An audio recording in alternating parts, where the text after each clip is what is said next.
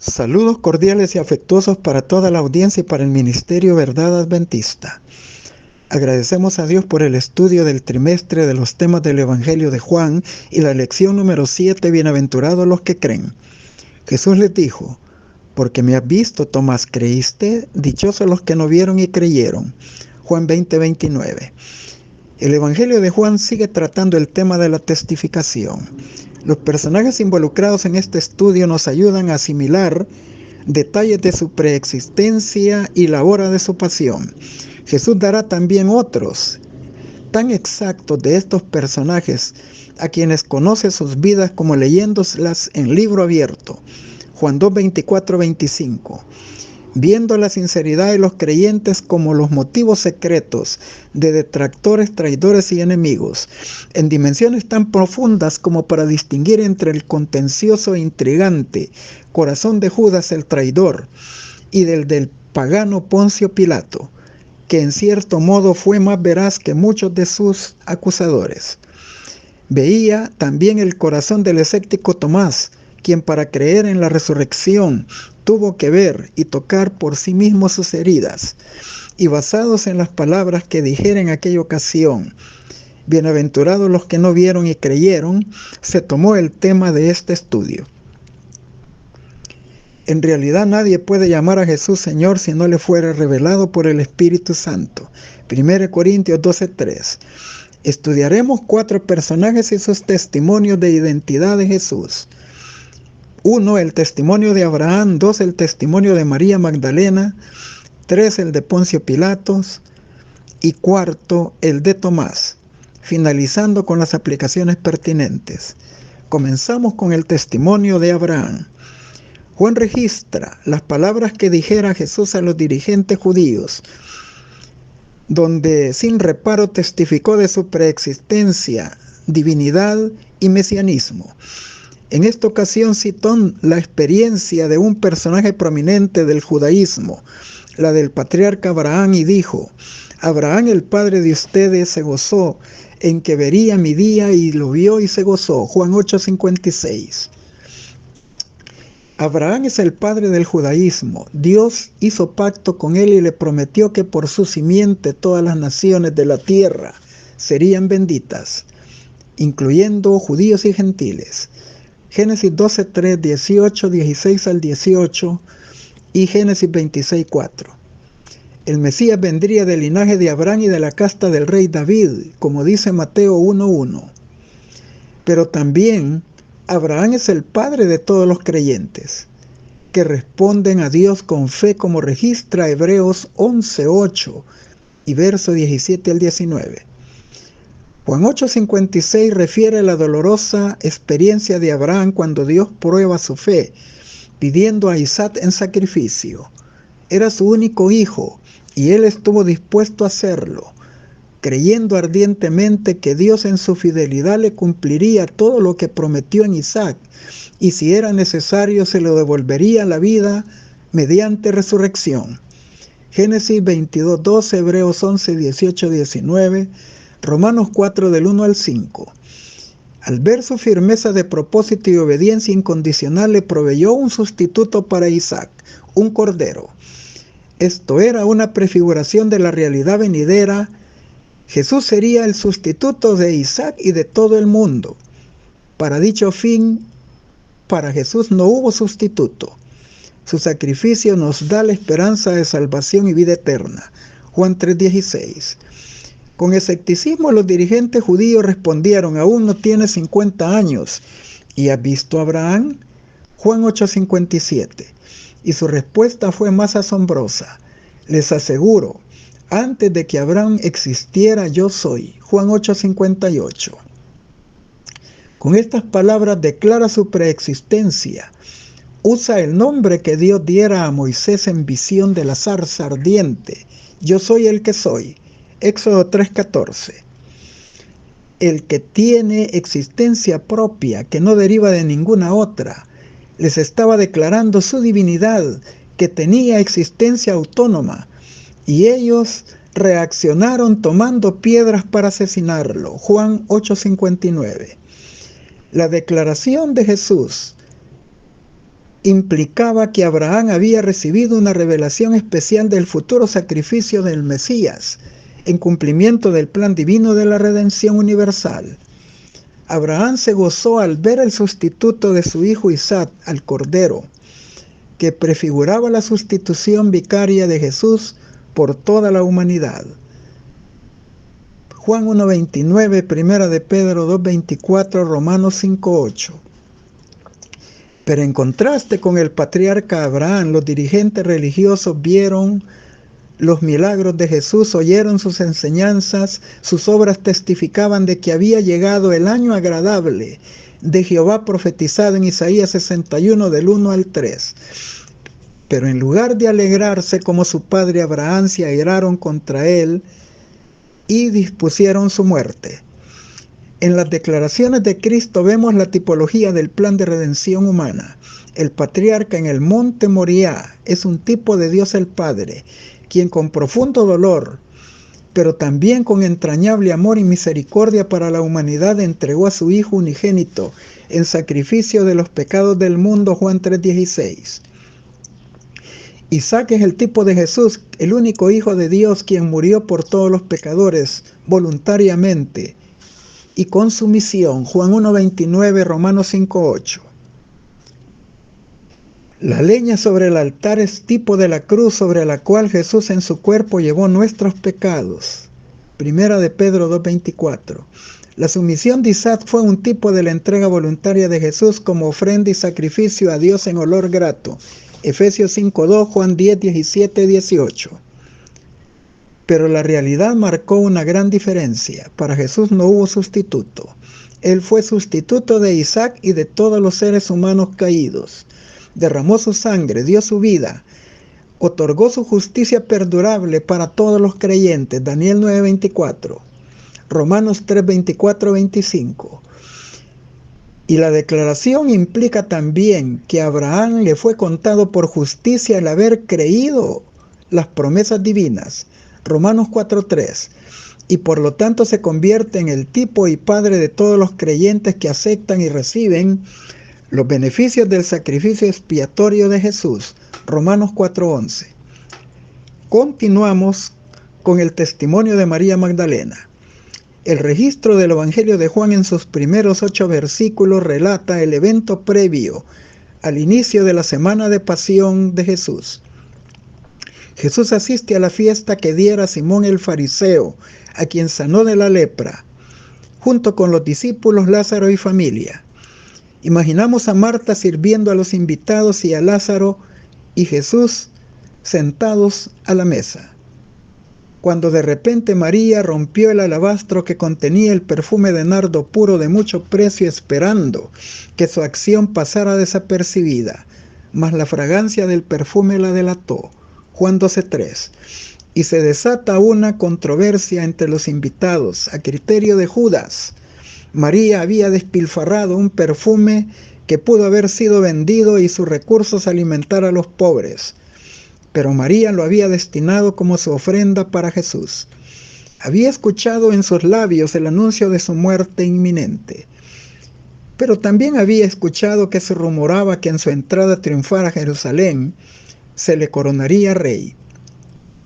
Quiso ser la primera en entregarle su muestra de gratitud por lo que había hecho por su vida, al rescatarla del pecado, al liberarla de la posesión de 7 demonios y por haber vuelto a la vida a su hermano Lázaro. Unge su cabeza y sus pies y los enjuga con sus cabellos. Jesús leyó los corazones de todos los presentes como libros abiertos. Juan 2:24-25, Juan 6:70-71, Juan 13:11 y 16:19. Vio el amor y la gratitud de María y sus anhelos se fueron cumplidos. Fue la primera que preparó su cuerpo para su inminente muerte. Jesús defiende a María y la tranquiliza diciéndole a Judas: déjala, porque a los pobres siempre los tendrán con ustedes, pero a mí no siempre. Me tendrán. Juan 12:7 y 8. Jesús conocía el verdadero motivo del reclamo de Judas, su hábito del hurto y su amplio egoísmo. Juan 12:6. Sabía también la condición del corazón de Simón el fariseo, quien dijo en su interior: si este fuera profeta, sabría que esta mujer es una pecadora. pero con nobleza le dio la parábola de los dos deudores. Lucas 7 del 40 al 50. Uno debía una mínima cantidad y el otro una exorbitante suma.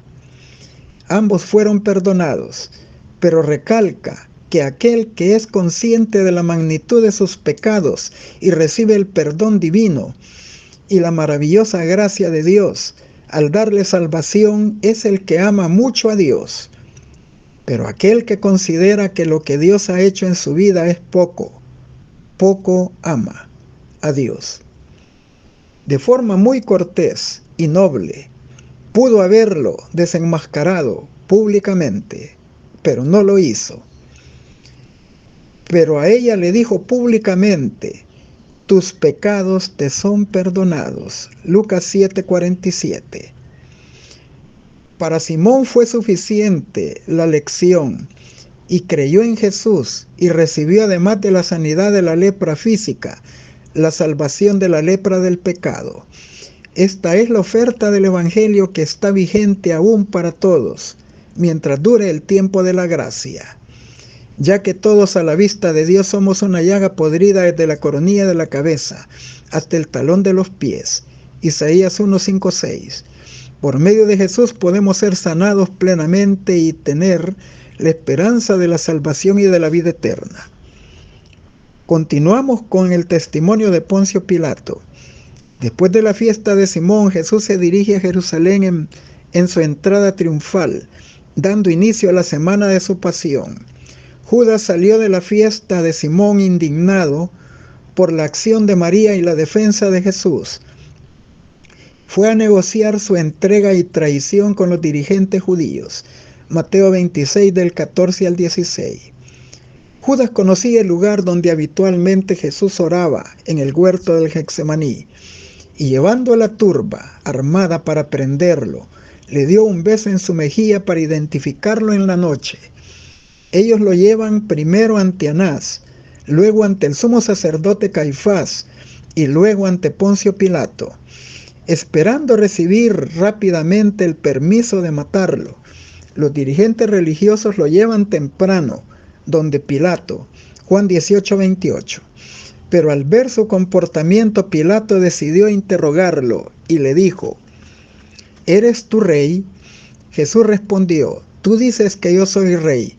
Yo para esto he nacido y para esto he venido al mundo, para dar testimonio a la verdad. Todo aquel que es de la verdad oye mi voz. Juan 18:37. Pilato quería saber qué es la verdad, pero no esperó la respuesta. Cuando hubo dicho estas palabras, salió otra vez a los judíos y les dijo: yo no hallo en él ningún delito. Juan 18:38.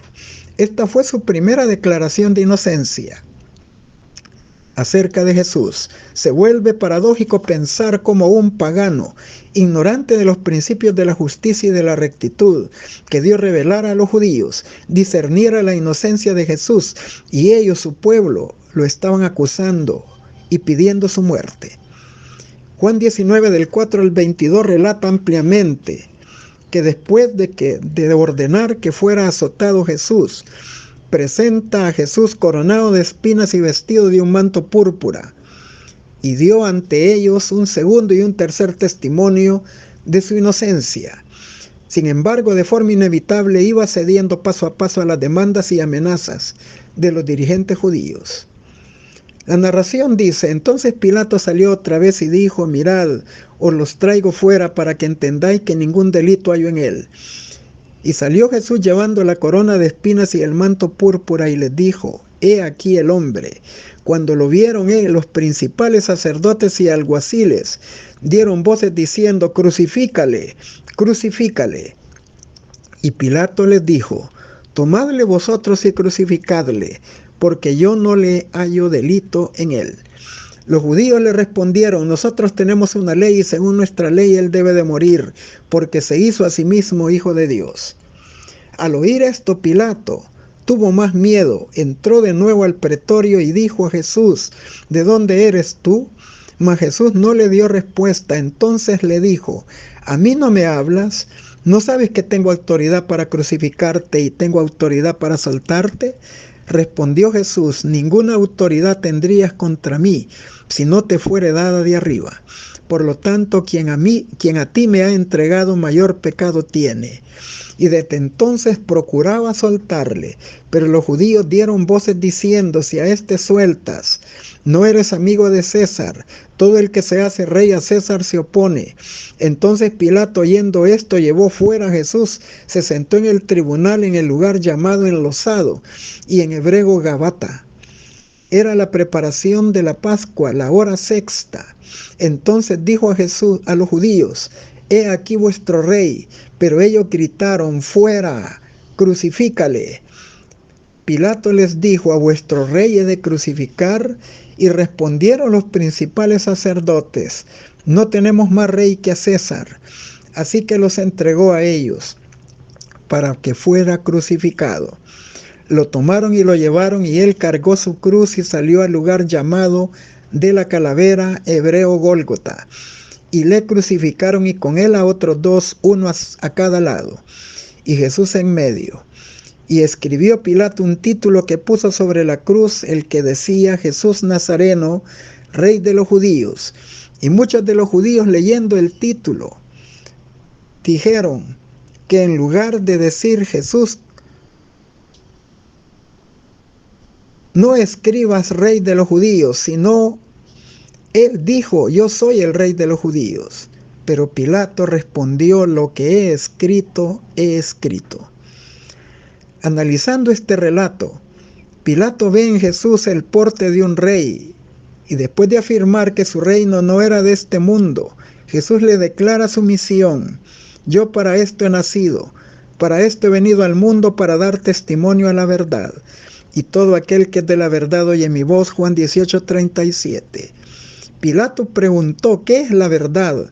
Pero no escuchó su respuesta y quedó con esa incertidumbre hasta el fin de sus días. Había declarado inocente a Jesús 3 veces, pero las buenas intenciones, promesas y sentimientos no son suficientes si no se hacen realidad, y los hechos pesan más. Y acabó condenando a muerte a Jesús, como lo hemos leído en Juan 19, del 4 al 22. Como complemento a sus declaraciones de inocencia, ordenó que sobre la cruz se escribiera: Jesús Nazareno, el Rey de los Judíos. Juan 19:19. Pilato también había sido advertido por su esposa, quien en sueños había recibido la revelación de la inocencia de Jesús, y le advirtió que no lo condenara. Mateo 27:19.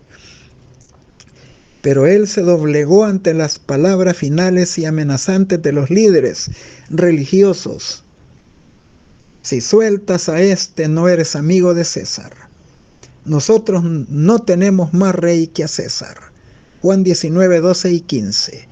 Dichas a la multitud, estas palabras no solo acarrearon la maldición sobre los judíos, sino que fueron la ruina para Pilato también.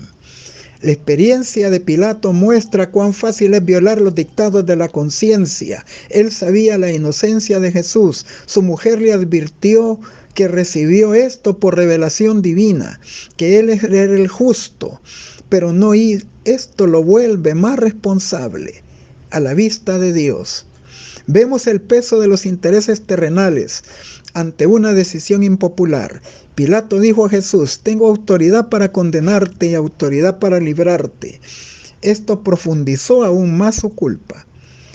Pudo librarlo, pero estuvo dispuesto a pagar el precio.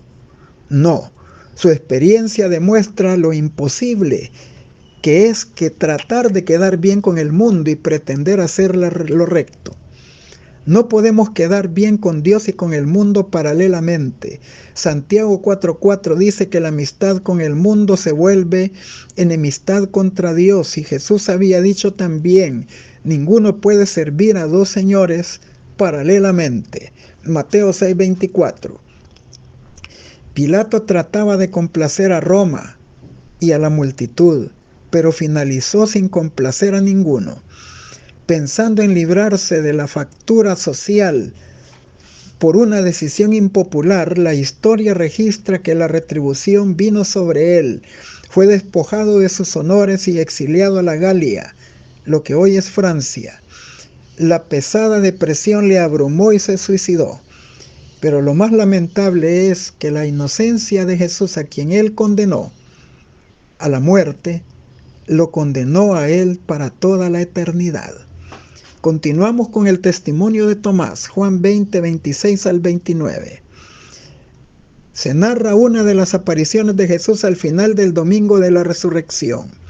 La evidencia textual indica que su propósito era confirmar la fe de sus discípulos que estaban encerrados por miedo a los judíos.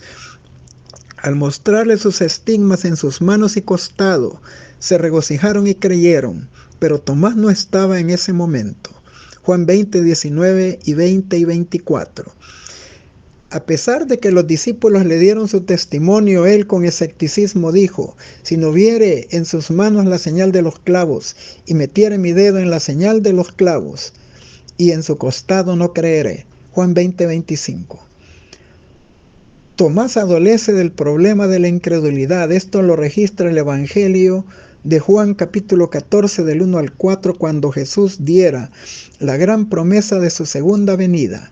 Y concluye con estas palabras: y sabéis a dónde voy, y sabéis el camino. Juan 14, 4. Y Tomás le responde: Señor, no sabemos a dónde vas. ¿Cómo pues conoceremos el camino? Y Jesús le respondió: yo soy el camino y la verdad y la vida. Nadie viene al Padre sino por mí. La pregunta de Tomás revela claramente su espíritu dubitativo y la lentitud de su corazón para creer. Esto explica por qué rechazó el testimonio de resurrección y estableció sus propias condiciones para creer. Su posición lo coloca no en una forma diferente a la del oficial del rey, a quien dijo Jesús: si no viereis señales y prodigios, no creeréis. Juan 4, 46 al 50, porque se había impuesto el criterio de que solo creería en él como Mesías si sanaba a su hijo de la muerte.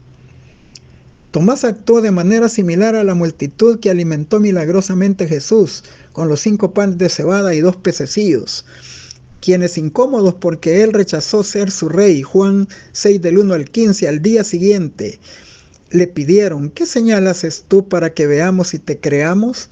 Juan 6:30. La actitud de Tomás era ver para creer, y 8 días después de la resurrección Jesús se dirige a él, le invitó a tocar su cuerpo y le recomendó que sea creyente y no incrédulo. Ante tal evidencia respondió: mi Señor y mi Dios.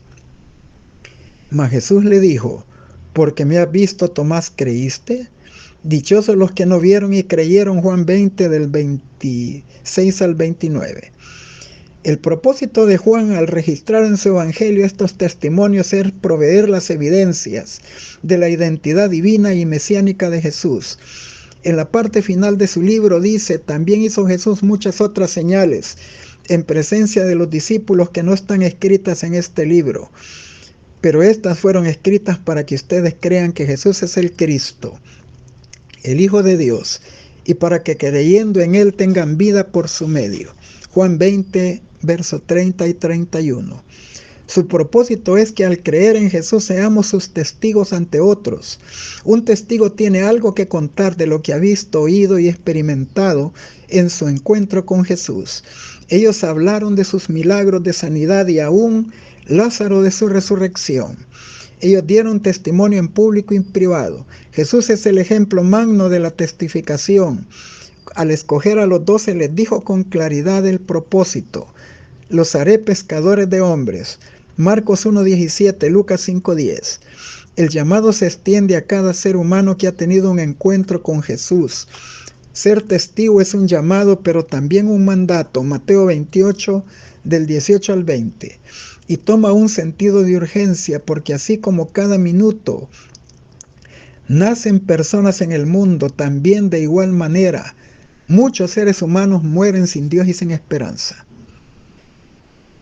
Datan más de 2000 años desde que ellos dieron su testimonio plasmado en el Evangelio de Juan, y posiblemente no tengamos su misma experiencia, pero hemos leído las Escrituras y experimentado la convicción que el Espíritu Santo ha puesto en nuestras vidas. Hemos aceptado a Jesús como Salvador y tenemos una historia que contar, porque hemos sido llamados de Dios de las tinieblas a su luz admirable. Primera de Pedro 2, 9, 10. Hay un poder inusual en el testimonio personal. El contar lo que Jesús ha hecho por otros no tiene el mismo impacto que produce compartir lo que Jesús ha hecho por nosotros, por ti y por mí. Las personas pueden debatir nuestra forma de interpretación de la Biblia, pero es difícil argumentar contra la experiencia personal. Y hay muchas personas que en su interior anhelan que tu experiencia y la mía se cumplan también en sus vidas. Finalizamos con las aplicaciones pertinentes. A través de tipos y promesas Dios dio de antemano las buenas nuevas a Abraham, Gálatas 3:8. La fe del patriarca se fijó en el Redentor que habría de venir. Cristo dijo a los judíos: Abraham vuestro padre se gozó de que había de ver mi día y lo vio y se gozó. Juan 8:56. El carnero ofrecido en lugar de Isaac representa al Hijo de Dios que habría de sacrificarse en nuestro lugar. Cuando el hombre estaba condenado a la muerte por la transgresión de la ley, el Padre, mirando a su Hijo, dijo al pecador: vive, he hallado un rescate. Patriarcas y Profetas 150. A costa del gran sacrificio personal adquirió María un vaso de alabastro de nardo puro, de mucho precio, para ungir su cuerpo. Pero muchos declaraban ahora que él estaba a punto de ser coronado rey y su pena se volvió en gozo y en ansia de ser la primera en honrar a su Señor. Quebrando el vaso del ungüento, derramó su contenido sobre la cabeza y los pies de Jesús y llorando postrada, le humedecía los pies con sus lágrimas y se los secaba con su flotante cabellera. María no conocía el significado pleno de su acto de amor. No podía contestar a sus acusadores. No podía explicar por qué había escogido esa ocasión para ungir a Jesús. El Espíritu Santo había pensado en lugar suyo y ella había obedecido sus impulsos. La inspiración no se humilla a dar explicaciones. Una asistencia invisible habla a la mente y al alma y mueve el corazón a la acción. Es su propia justificación. Cristo le dijo a María el significado de su acción y con ella le dio más de lo que había recibido, porque echando este ungüento sobre mi cuerpo, dijo él, para sepultarme lo ha hecho. De manera en que el alabastro fue quebrado, se llenó la casa entera de su fragancia. Así Cristo había de morir y su cuerpo había de ser quebrantado. Pero él había de resucitar de la tumba y la fragancia de su vida llenaría la tierra. Cristo nos amó y se entregó a sí mismo por nosotros, ofrenda y sacrificio en olor suave. Efesios 5:2, deseado de todas las gentes. 512 a la 515. El don fragante de María había pensado prodigar al cuerpo muerto del Salvador, lo derramó sobre él en vida.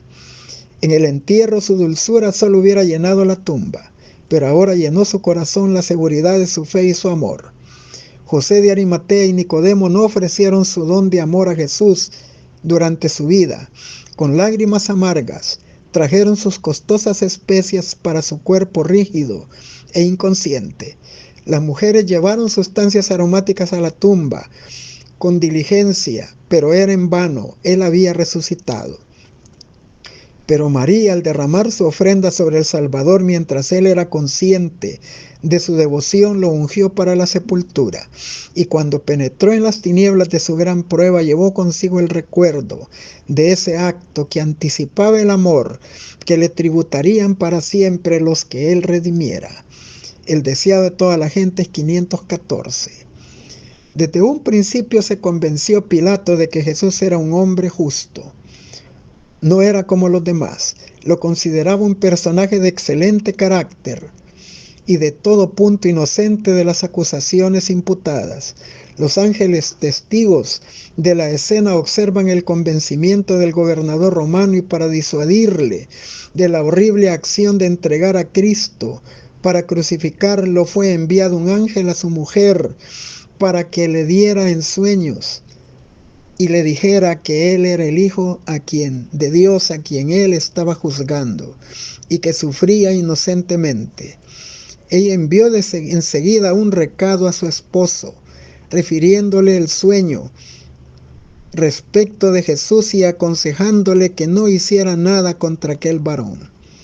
El mensajero abrióse apresuradamente paso entre la multitud y entregó la carta en sus propias manos a Pilato. Al leerla tembló, palideció y resolvió no hacer nada de su parte para condenar a Jesús a la muerte. Si los judíos querían la sangre de Jesús, no prestaría su influencia para ello, sino que se esforzaría a libertarlo. Primeros escritos 172 y 173.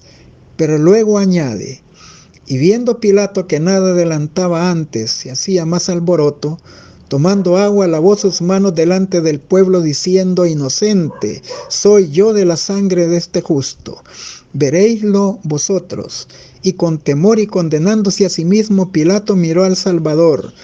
En el vasto mar de rostros vueltos hacia arriba, el suyo era el único apacible. En derredor de su cabeza parecía resplandecer una suave luz, y Pilato dijo en su corazón, es un Dios. Volviendo a la multitud declaró, limpio estoy de su sangre, tomadle y crucificadle. Pero notad, sacerdotes y príncipes, que yo lo declaro justo, y aquel a quien él llama su Padre os juzgue, a vosotros y no a mí, por la obra de este día. Luego dijo a Jesús, perdóname por este acto, no puedo salvarte. Y cuando le hubo hecho azotar otra vez, le entregó para ser crucificado. Deseado de toda la gente, 687. Pilato escribió entonces una inscripción en hebreo, griego y latín sobre la cruz. Más arriba que la cabeza de Jesús decía, Jesús Nazareno, Rey de los judíos. Los sacerdotes vieron lo que había hecho. Pidieron a Pilato que cambiara la inscripción y dijeron, no escriba Rey de los judíos, sino que él dijo, Rey soy de los judíos. Pero Pilato estaba airado consigo mismo por su debilidad anterior y despreciaba cabalmente los celosos y arteros sacerdotes y príncipes. Y respondió fríamente, lo que he escrito, he escrito. Un poder superior a Pilato y a los judíos había dirigido la colocación de aquella inscripción sobre la cabeza de Jesús. En la providencia de Dios tenía que incitar a la reflexión e investigar las Escrituras. El lugar donde Cristo fue crucificado se hallaba cerca de la ciudad y miles de personas de todos los países estaban en Jerusalén. Y la inscripción que declaraba Mesías a Jesús de Nazaret iba de llegar a su conocimiento. Era una verdad viva transcrita en una mano que Dios había guiado. Deseado de toda la gente, 694, 695. Cuando Cristo se encontró por primera vez con los discípulos en el aposento alto, Tomás no estaba con ellos. Oyó el informe de ellos y recibió abundantes pruebas de que había resucitado, pero la lobreguez e incredulidad llenaban su alma. Si Jesús hubiese resucitado realmente de los muertos, ¿no podía haber entonces otra esperanza de un reino terrenal? Y hería su vanidad el pensar que su maestro se revelara a todos excepto a él. Estaba resuelto a no creer y por una semana entera reflexionó en su condición, que le parecía más oscura en contraste a la esperanza y fe de sus hermanos. Deseado de toda la gente, 747. Nuestro Salvador no tiene palabras de encomio para los que en estos últimos días son de corazón lento a creer, como tampoco elogió al dudoso Tomás, quien alardeaba de que no creería en las pruebas que los discípulos le refirieron y a los que ellos daban crédito, de que Cristo había cabalmente levantado de entre los muertos y les había aparecido. Dijo Tomás, si no viera en sus manos la señal de clavos y metiera mi mano en su costado, no creeré. Juan 20:25. Cristo le brinda a Tomás la evidencia que había pedido, pero le reprochó, no seas incrédulo, sino creyente. Tomás reconoció que había sido convencido. Jesús le dijo, Porque me has visto, Tomás, ¿creíste? Bienaventurados los que no vieron y creyeron. Testimonios para la Iglesia, tomo 2, página 613. La obra misionera médica debe de abrir la puerta para que entre el Evangelio de la verdad presente. El mensaje del tercer ángel debe de hacerse resonar en todos los lugares. Review and Herald del 10 de diciembre de 1901. Consejo sobre mayordomía cristiana, página 54. A medida que se acerca el fin y la obra de dar la última amonestación al mundo se extiende, resulta más importante para los que aceptan la verdad presente tener una clara comprensión de la naturaleza e influencia de los testimonios que en su providencia Dios vinculó con la obra del mensaje del tercer ángel desde su mismo nacimiento. Joyas de los Testimonios, tomo 2, 270, Eventos de los Últimos Días, página 45.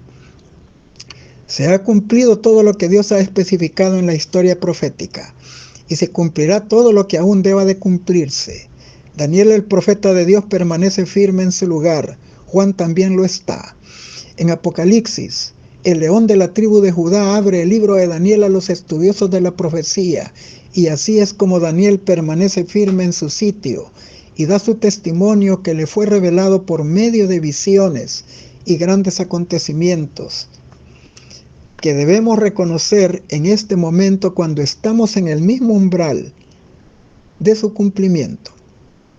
Mediante la historia y la profecía, la palabra de Dios describe el prolongado conflicto entre la verdad y el error.